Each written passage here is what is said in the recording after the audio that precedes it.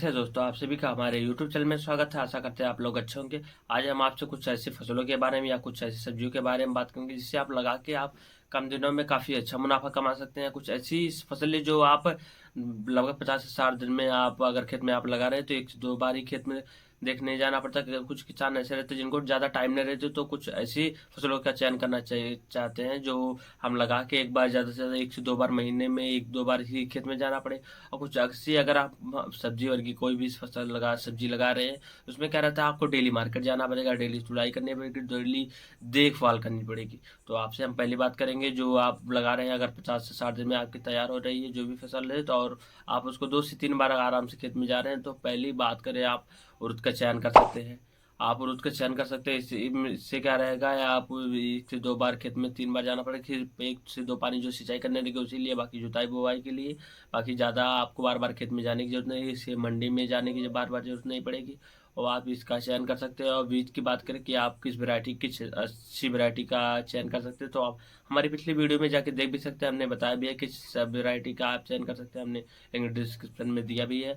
और दूसरी आपको बता सकते हैं, आप मूँग की बुआई कर सकते हैं। मूँग भी ऐसी क्या है कि आप मूँग की बुआई कर रहे हैं, ये भी क्या आपको 50 से 55 के दिन के अंदर आसानी तैयार हो जाएगा। बस इसमें क्या रहता है कि व्हाइट मोजेक और पीली पत्तियों पे जो पीलापन आता है, इसकी समस्या रहती है, इनका हमें ध्यान देकर दवा का छिड़काव जरूर करना चाहिए अगर हमारे खेत में लग रहे हैं। और दूसरा क्या रहता है, इससे नाइट्रोजन की मात्रा बढ़ती है, खेत की उर्वरक शक्ति भी बढ़ती है। और ये फसल काफ़ी कम पानी के लिए, क्योंकि अगली फसल जो हमारी लगेगी या धान की लगेगी या मक्के की लगेगी या बाजरा लगाते हैं, इसमें ज़्यादा पानी की आवश्यकता होती है।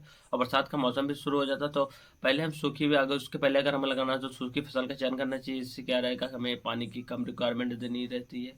दूसरा क्या है कि आप निचली सतह से सिंचाई करने से अच्छा आप फुहारा विधि का ज़्यादा से ज़्यादा प्रयोग करिए, ड्रिप लाइन का ज़्यादा से ज़्यादा प्रयोग करिए। आप अगर मेड़ पे बुआई करने हैं या मेड़ पे कर रहे हैं या नॉर्मल खेती कर रहे हैं, लेकिन आप फुहारा विधि से कर रहे हैं तो काफ़ी अच्छा रहेगा। और तीसरी फसल की बात करें तो आप कॉटन रुई की भी आप चयन कर सकते हैं।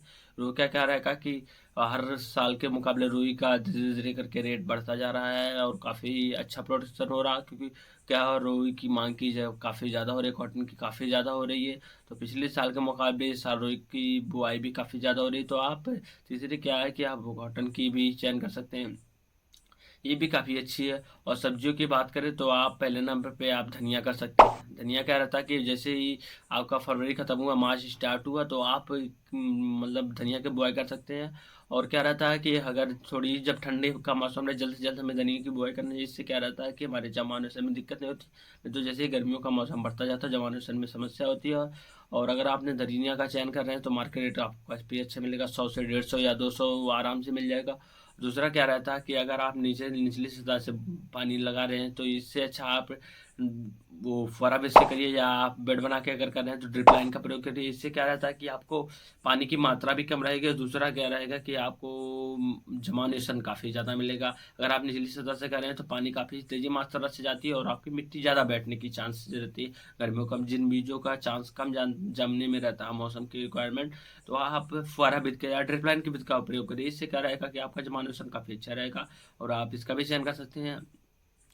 और दूसरी सब्जी की बात करें तो आप लौकी कर सकते हैं। इसमें क्या रहता है कि अगर हम लौकी की बुआई कर रहे हैं तो हम या मल्चिंग बेड बेड से कर सकते हैं, अपन मल्चिंग लगा के, या दूसरा क्या हम नॉर्मल सर्कल बना के, तीसरा क्या हम बेड बना के कर सकते हैं।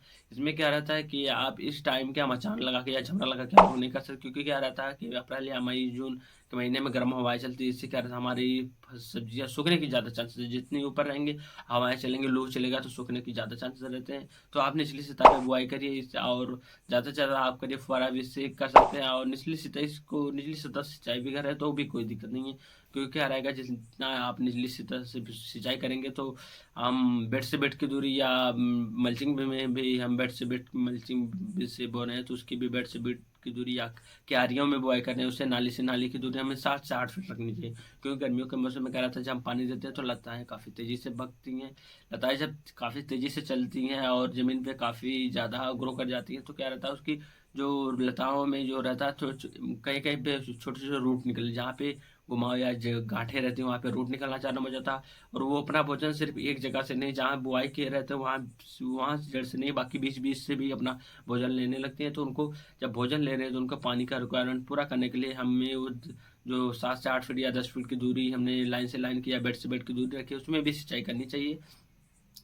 और इससे क्या रहता है कि हमारा जब जड़ें वो भी पाएंगे तो काफ़ी ज़्यादा प्रोडक्शन होगा, काफ़ी ज़्यादा फल निकलेंगे, तो इससे भी काफ़ी अच्छा फ़ायदा होगा और काफ़ी ज़्यादा फल मिलेंगे तो मार्केट रेट काफ़ी अच्छा मिलेगा। आपको भी पता हो कि लौकी की मार्केट रेट बता दें तो 10 रुपये या 15 रुपये से नीचे कभी नहीं होती है और हर एरिया का अलग अलग रहता है कि कुछ एरिया में सस्ता हो गया, कुछ जगहों पे महंगा हो गया, तो अपने मार्केट के हिसाब से आप देख लीजिएगा। और वैरायटी की बात करें, आप किस बीज का चयन करना चाहते हो तो आप हमारी पिछली वीडियो में जाके देख सकते हैं।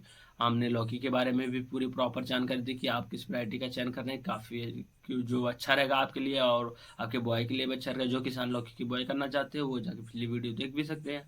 और अगली सब्जी की बात करूँ तो हम करेले की कर सकते हैं। करेला क्या रहता है कि करेले की भी काफ़ी अच्छी अकाई की वैरायटियाँ आती हैं, जो हमें मतलब दूसरा रहती है कि हम कौन सी वैरायटी वो जो ज़्यादा आपको प्रोडक्शन लेना, तो हमारे पिछली वीडियो में आप करेले की भी देख सकते हैं कि उसमें हम जो अच्छी वैरायटी जो कम दिनों में और काफ़ी अच्छा फल दे, ज़्यादा मात्रा में फल दे, तो उसका आप चयन कर सकते हैं। और दूरी की बात करें तो आप 5 से 6 फीट करेले की रखिए। और अगर बेड से बेड की दूरी की बात करें, अगर आप बेड बना के बुआई कर रहे हैं तो आप 4 से 5 फीट रखिए। और अगर मल्चिंग से कर रहे हैं तो भी 4 से 5 फीट रखिए। इससे क्या रहेगा, हमें सबसे ज़्यादा ध्यान देना चाहिए कि हम ज़्यादातर करके फुहारा विधि या ड्रिप लाइन का प्रयोग ही करना चाहिए। इससे क्या रहेगा, पानी की मात्रा काफ़ी कम लगेगी। और इस समय क्या है कि हर राज्य में पानी की मात्रा कम होती जा रही है, टेम्परेचर काफ़ी ज़्यादा बढ़ता जा रहा है। तो गर्मियों के मौसम में 50 डिग्री और 60 डिग्री टेम्परेचर हो जाता है तो काफ़ी समस्याएं हो और मैं फसल अपनी सब्जियां 2 से 3 दिन पर सिंचाई करने लगी। तो आप अगर ड्रिप लाइन सॉरी या अगर आप ड्रिप लाइन या फुहारा भी लगा रहे हैं तो आपका सारा सेटअप रहेगा। बस एक स्विच आपको ओपन करना, लाइट रहेगी, आपका फटाक मतलब